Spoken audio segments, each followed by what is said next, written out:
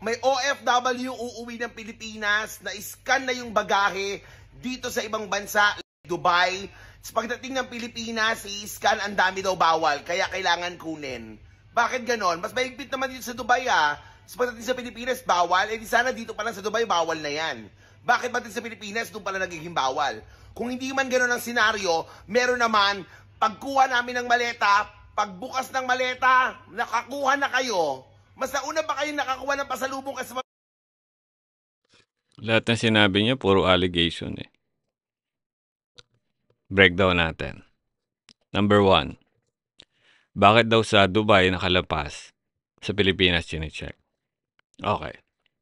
Iba't iba ho kasing polisiya ng mga airport. Iba-iba yung polisiya ng mga bansa. May mga pagkakataon na chinecheck dahil hindi klaro yung image sa x-ray kaya minamarkahan ng X. May mga restricted items na hindi pwedeng ipasok. Pwedeng ilabas sa Dubai pero hindi pwedeng ipasok sa Pilipinas. Anong issue doon? Doon naman tayo sa issue na nakakuha na kayo. Wala pa kayo napapatunayan na nakakuha sino man sa airport ng mga gamit ninyo. Ngayon, nahamon kita, file a complaint, then show us. Kasuhan mo yung sinasabi mo nakakuha.